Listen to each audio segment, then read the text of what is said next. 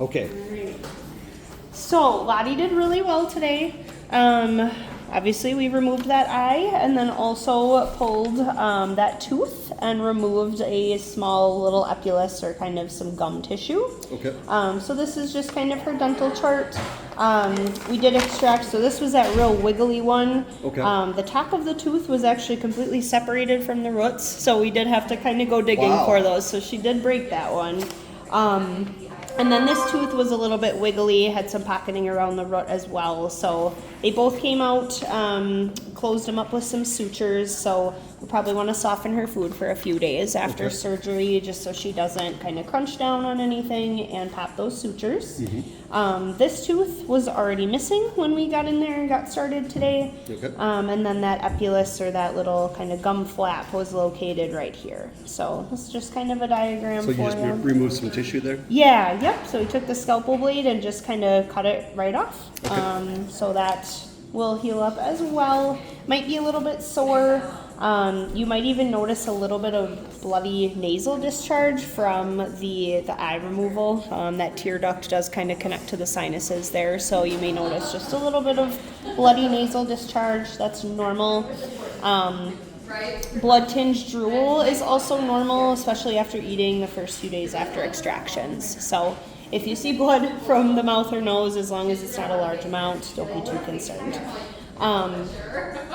So you see here, it looks like Dr. Kubica does recommend icing the eye twice a day for about 10 minutes at a time for the next 2 to 3 days. She's been really good about us, touching her head and doing cares for her post-op, so I think she'll be a willing participant for the icing. But if you've got like a soft, small ice pack or a small bag of peas or something, just to relieve some of that inflammation and swelling that can develop behind the eye.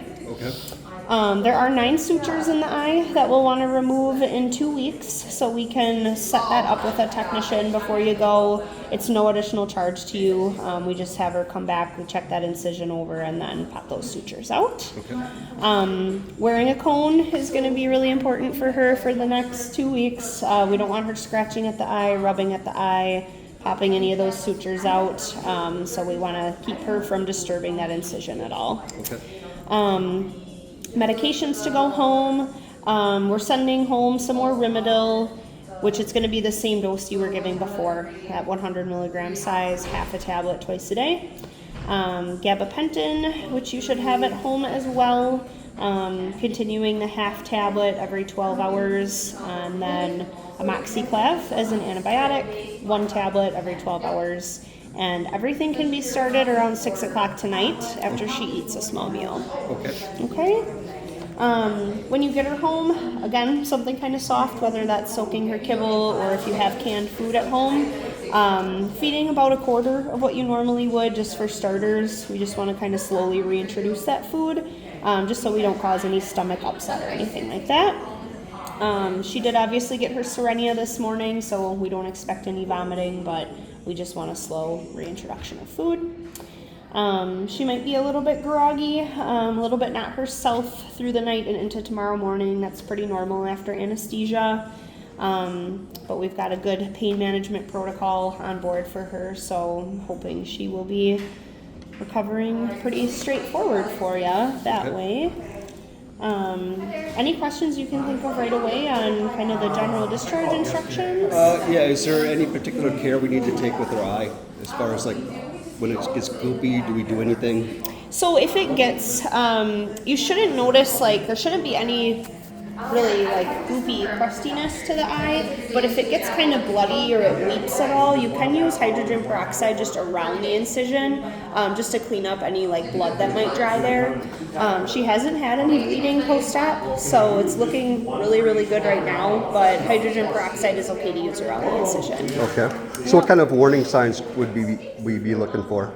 So if that eye were to get really puffy, or if you notice that it's like kind of firm, swollen, if you do notice drainage, that would be green or yellow in color, that would be concerning. Again, we're sending home an antibiotic. We did give her some IV antibiotics today too while she's under anesthesia to prevent that from occurring. But do definitely keep an eye, obviously, on that incision. And then icing will help a lot too with any swelling and inflammation. Okay. Yep. And then, of course, the cone. Because if she, paws at it, rubs it on the couch, scratches at it with her back foot, that would all be bad news for her incision and her healing. So being pretty diligent with the cone as well. Okay. So as that heals up, is that just going to be a void in there, or does it fill in with some kind of material? So sometimes it does sink in just a little bit, but it'll just look like her eyes closed. Usually is what we see. The hair will all kind of grow back. It won't be like an open dark hole or anything, but sometimes they do, settle, like the skin will kind of settle inward a little bit. Yeah. But for the most part, it might just look like she's winking at you. So it's basically just going to be a hole behind her skin? Kind of, yeah. A void? A little bit, Yeah, yeah. okay. But it doesn't, suck backwards a lot or anything. I would say that the majority of patients that have their eyes removed just looks like their eyelids are kind of stuck together.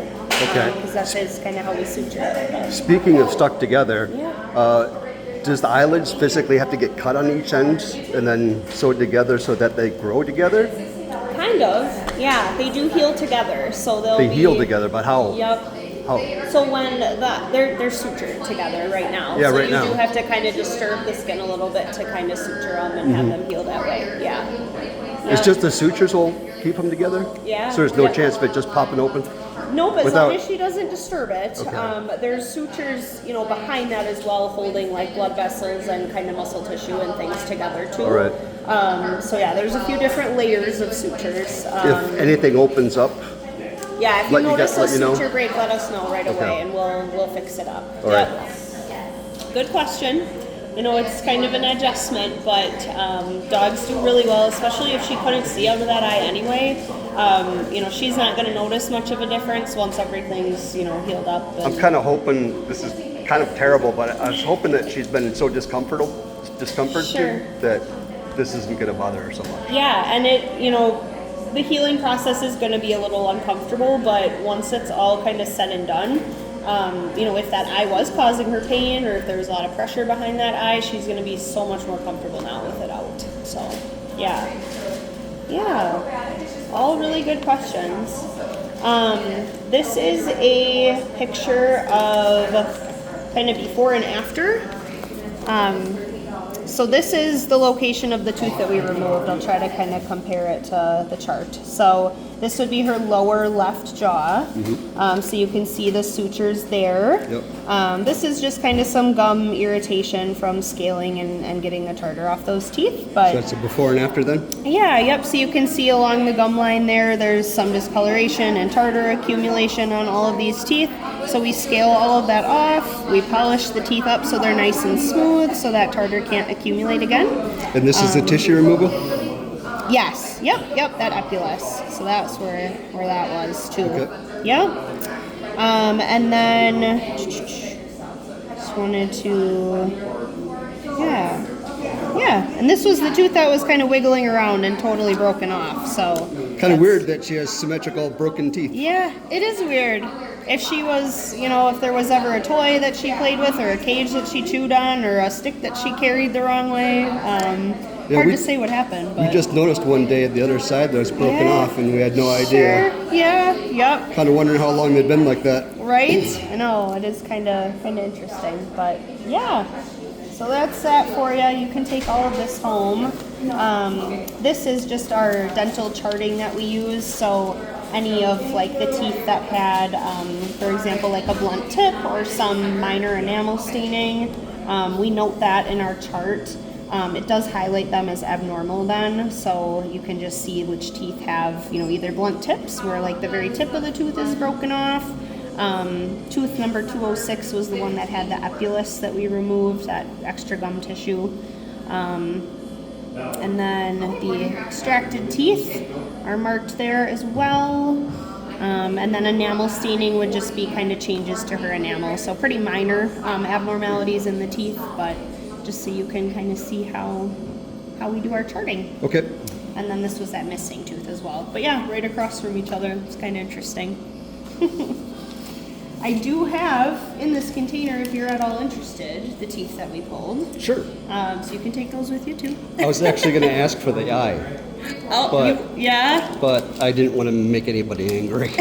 Well, I don't know that we saved it if you didn't request it, but I can certainly check if you're interested. If nobody's going to get angry, then Yeah, sure. no, totally. I will see if by chance we saved it.